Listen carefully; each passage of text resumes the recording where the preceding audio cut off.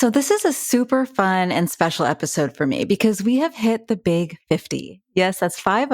And I just got to say, hosting the Campfire Circle podcast is definitely one of the most fun and rewarding things I get to do. So thank you for being here and sitting by the fire with me.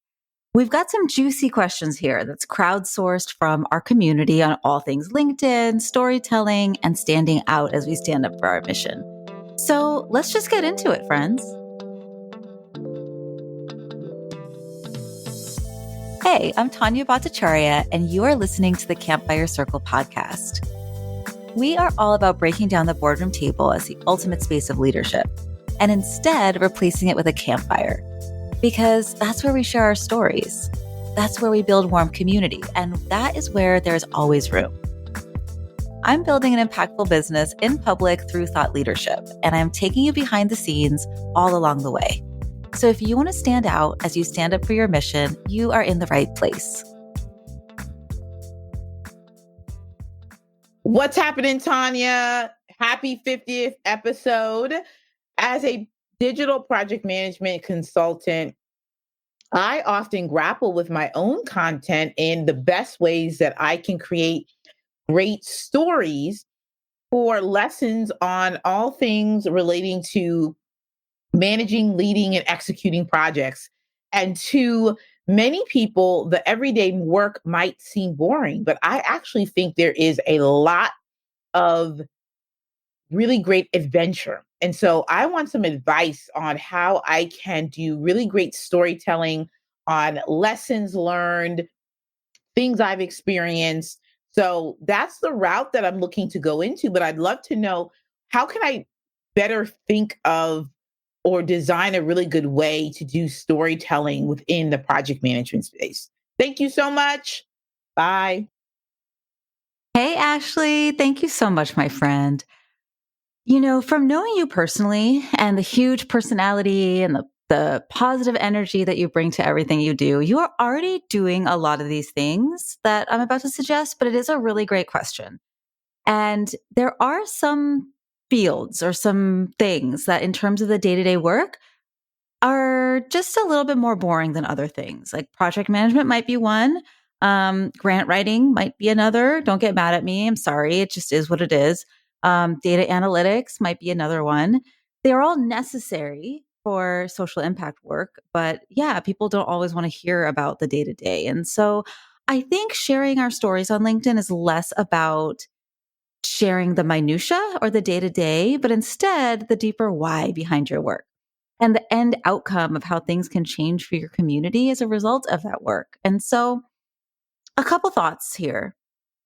So when we're working in the trenches of a transformation, again, whether it's project management or grants or data, as consultants and coaches and service providers and leaders in this thing that we do, oftentimes we are like at a PhD level of this thing. We go to conferences about this thing. We speak in jargon to our peers about it. We get very specific. We get very detailed, that like complexity is very important to us. And I think one of the challenges in telling stories about externally seeming boring, or like, I'm just going to call it complex work, is that we feel like we have to sound super smart when we are talking about it on LinkedIn. But if the way to really make an impact in your storytelling is to actually talk about it in terms that people can understand and are attracted to. So how can you paint a picture of the end outcome of project management, right? So there's this thing that I often say, which is like, instead of, let's say we're talking about trying to sell tickets to an airplane. Instead of highlighting how far back your airplane chair reclines or how yummy and nutritional that meal you're going to get is, instead, you're going to talk about the tropical destination that you're taking your clients to, right? There's a reason that airplane ads have like beaches and things, not, you know what I'm saying? And so some storytelling avenues for a seemingly maybe boring field could be case studies, right? Where you're really showcasing that human element and that story from going from like disorganized and fly by the seat of our pants and like just our hair is on fire with all of our projects to then how you specifically intervened and using audience-friendly language for all of this, and then talking about what life is like for them now, right? What is different? What is better? What is transformed? What is exciting in their life and business because of your project management, right? What is that tropical destination you've got them to? Now, the converse of this is to focus on stories of what can happen if you don't invest in good project management, which I feel like you do with your key brand messaging around the cost of disorganization, Ashley. But in these stories, I think you want to be as specific as possible so that the people who are paying that cost of disorganization or feeling that cost of disorganization really see themselves and their current situation reflected back in that story. And they begin to listen more closely because they know you're talking to them, right? They know this is for them. And so, instead of a story that vaguely touches upon, not having good project management or, not having a project management person can feel like you're operating in a car crash, right? Why is that? Like, what does that feel like? Who starts to get involved at that point? What's at risk? What things start to happen? What specifically do you mean by the fact that, not having good project management can feel like a car crash, which is something I saw you share in one of your posts. I agree, but like, what does that specifically look like? What can that story specifically drill down on? And, that specificity is what makes stories so resonant.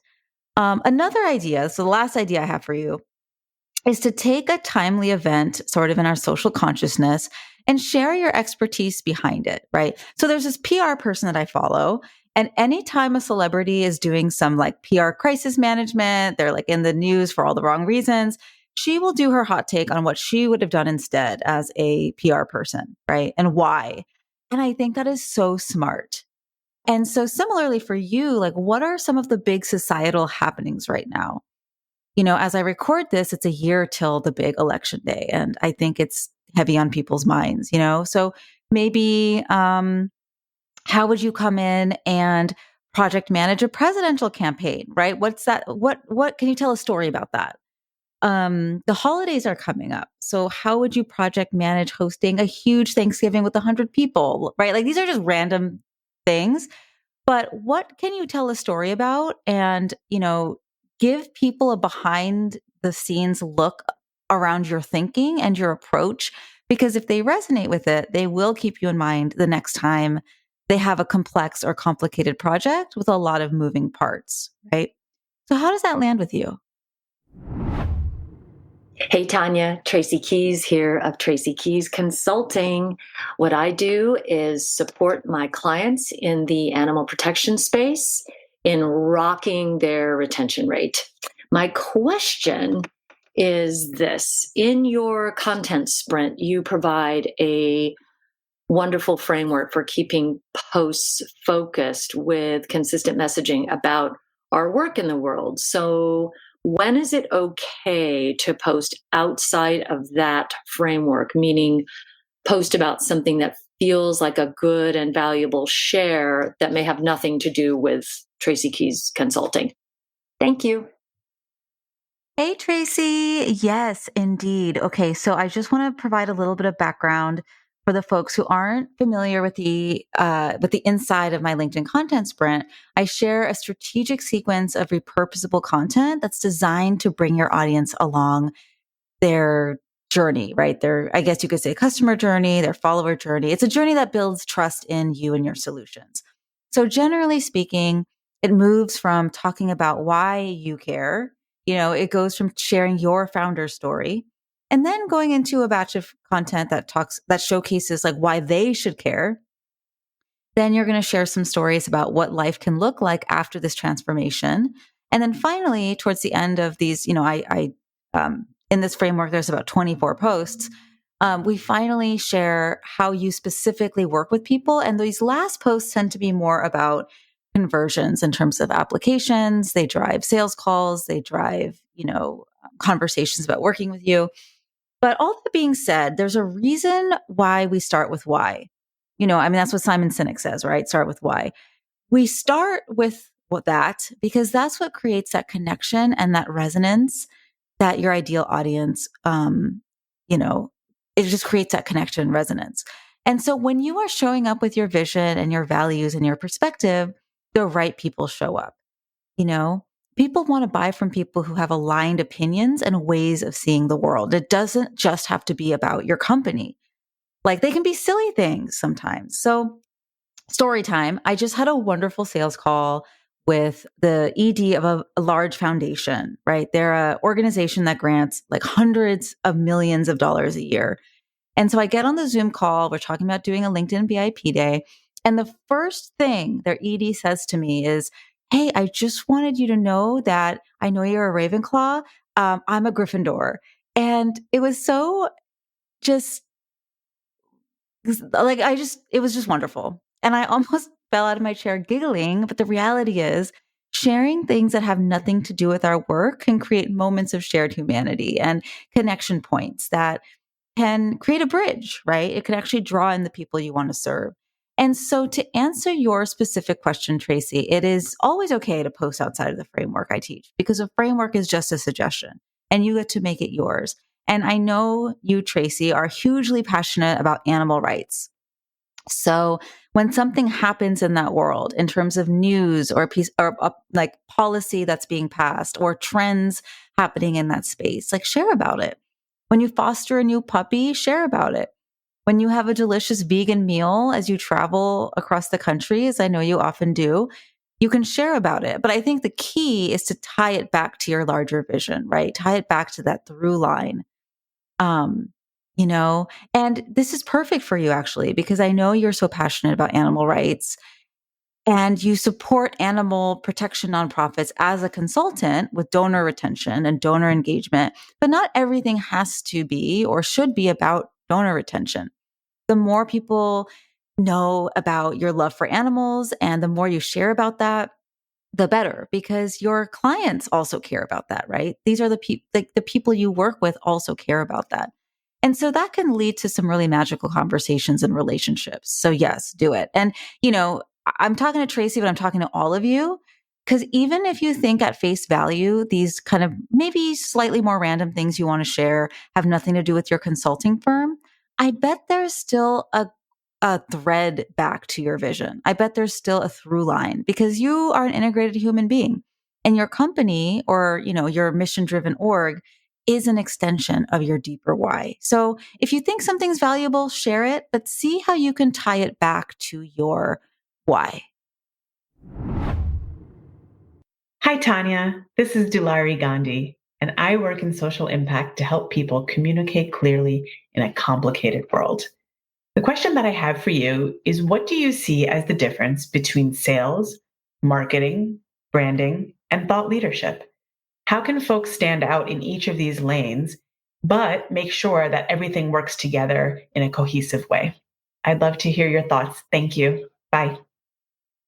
What's up, Dulari? I appreciate this question a lot, because sometimes we use these words interchangeably and they are interconnected for sure. But let's go through the thought exercise of seeing how they're different and maybe when they're needed, or even the order that we can think about these so that everything works together in a cohesive way, like you said. So let's start with branding, because I think that more than anything, branding is the foundation. So I think of branding as the work of intentionally shaping the reputation and the perception and honestly the vibes of your company. Branding is like your vibes or yourself, right? If you're a personal brand, like a coach, consultant, speaker, solopreneur. And part of branding, of course, is your logo and your brand colors and your font. But I think what's more important than that is your values. And again, the why behind your work. It's getting clarity on your vision and getting really clear on your passion and the lived experiences that you've had that make you a guide in the work that you do, and the things that make you credible in your sector. And yeah, I would say it's important to have some thought process around this before starting to get visible with your marketing, which is what I think comes next. So let's talk about marketing.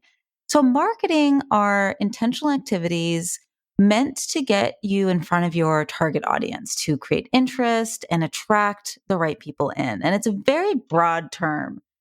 having a booth at a conference is marketing. Doing a Facebook ad is marketing. Sending a mailer, doing an email newsletter. There's so many different things that are marketing.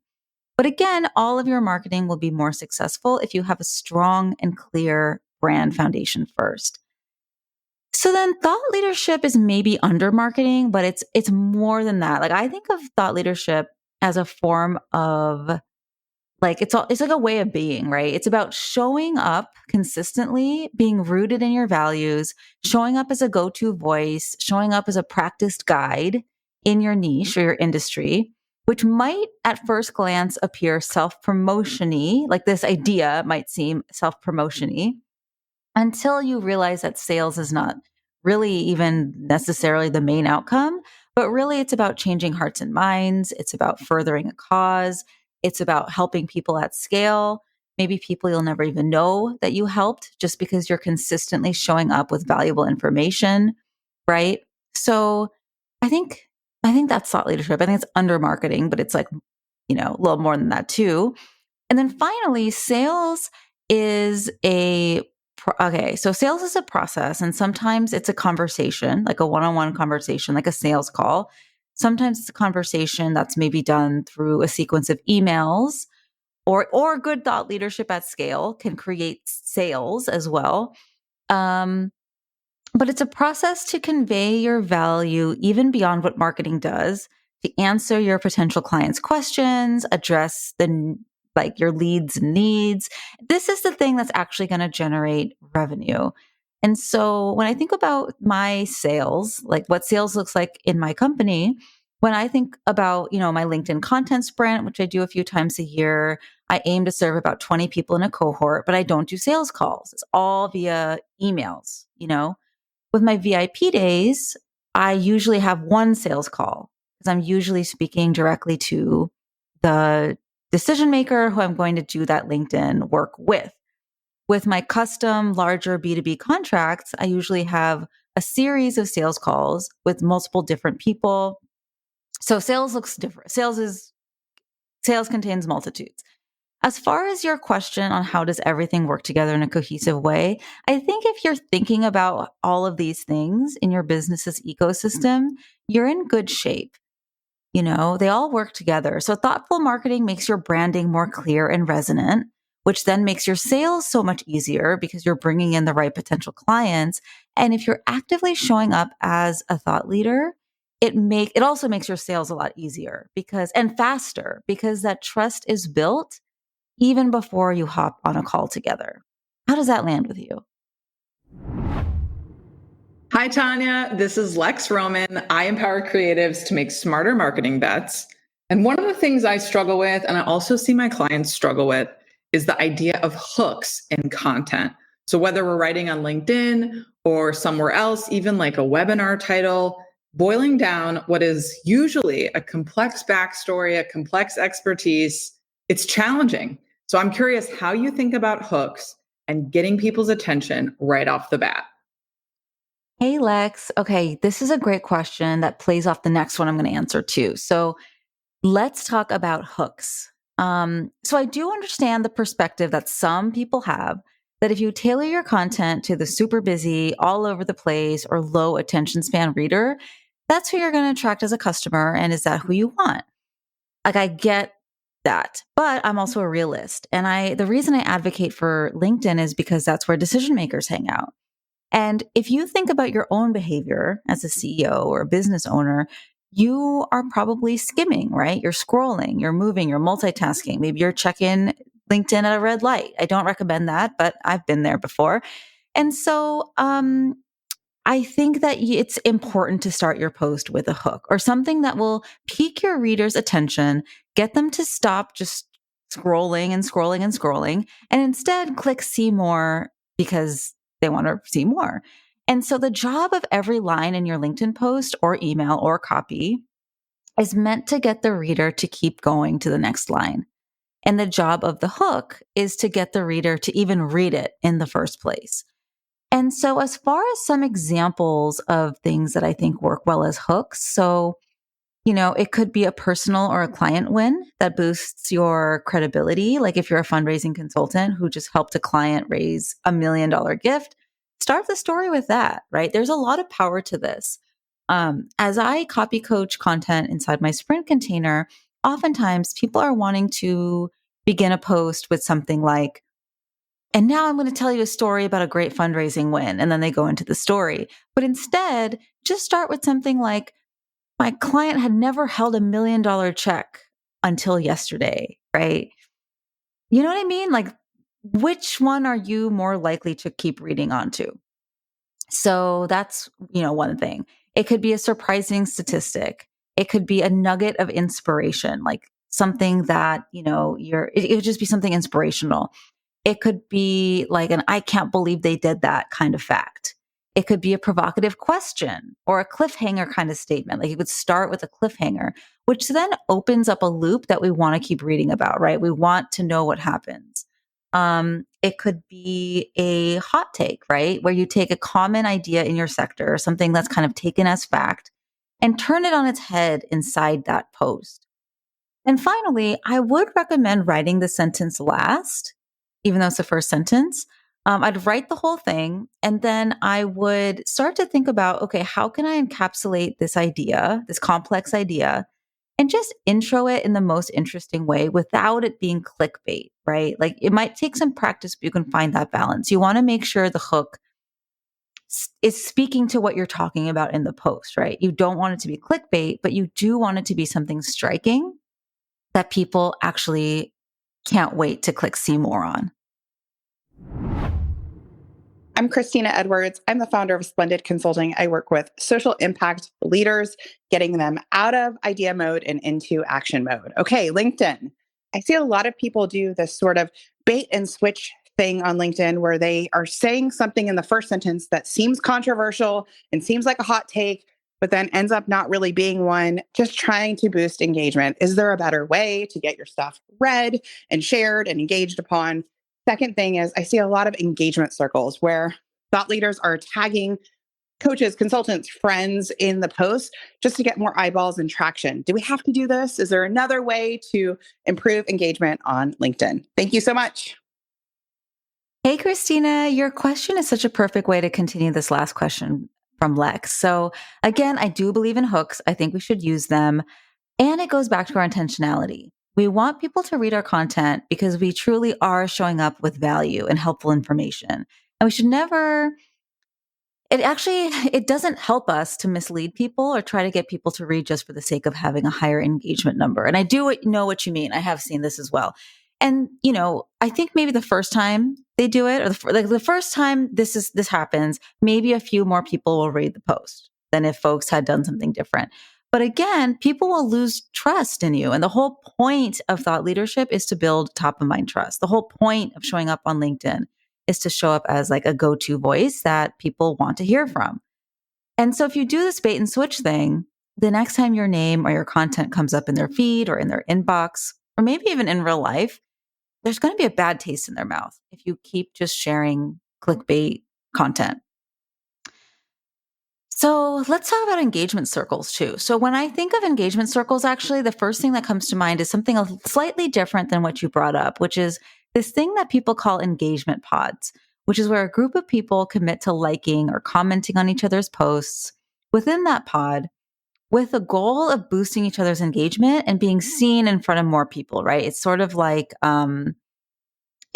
engineering more engagement. And there's a lot of mixed opinions and mixed feelings about this. And this is what I think about it.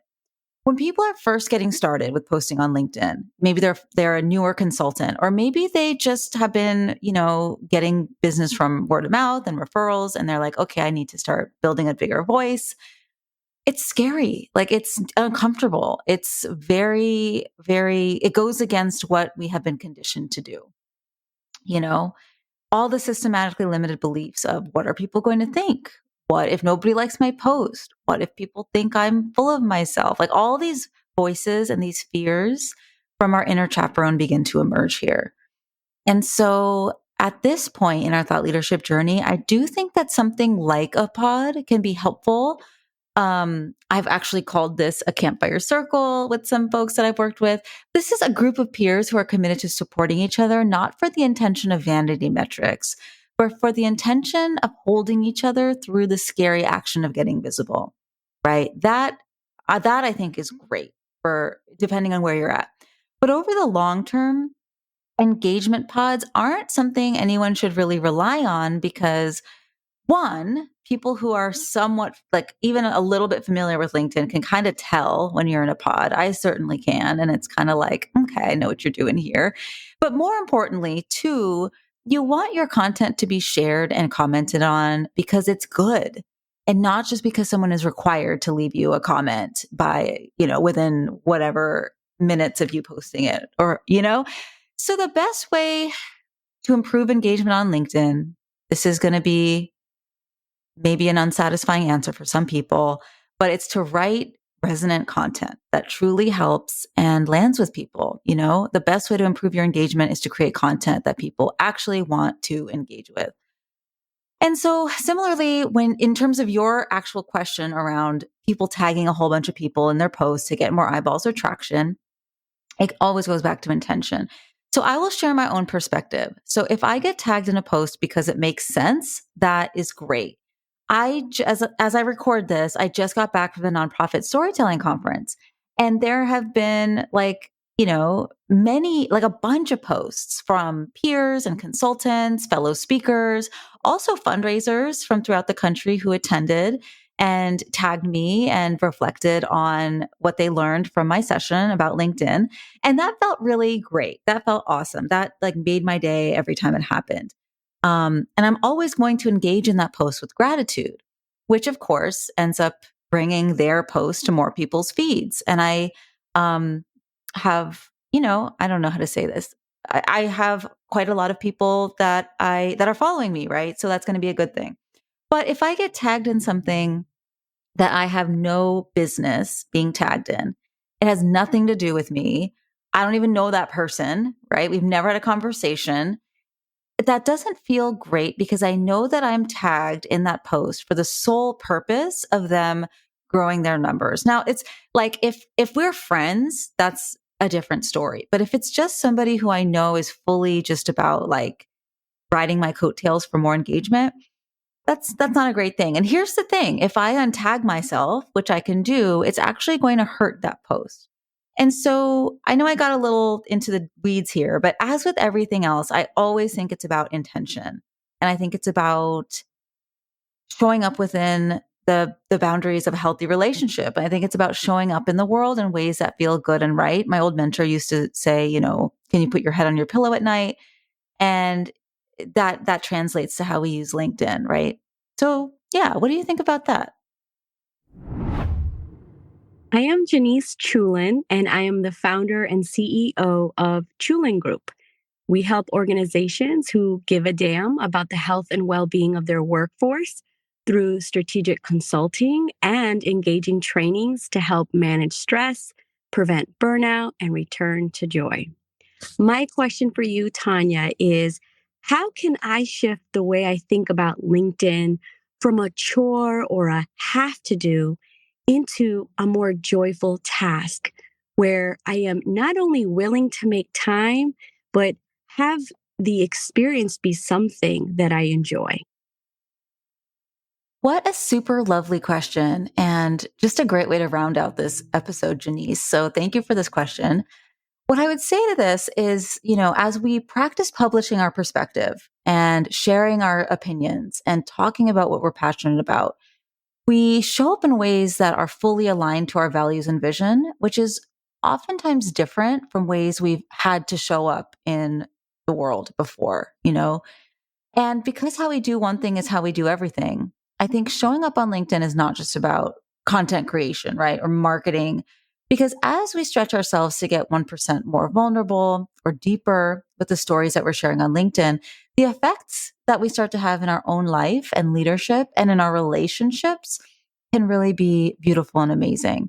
And again, yes, LinkedIn can move the needle in your business. And I think it supports our own self-actualization because so often our businesses or the nonprofits we work for are based in the problems that we faced ourselves and that we are committed to helping others through so that they don't have to struggle figuring it out themselves, right? Like maybe we had to. And also, not in every case, but in many cases, our clients are the people we once were or still are. And so reflecting and sharing about the things that are important to us can be really powerful, right? They can be joyful. And so 2 prior podcast interviews come up in my mind where my guests really kind of talked about this. One is with Joy Malik, who's a coach for INFJs. She's an INFJ herself, like I am. Shout out to INFJs.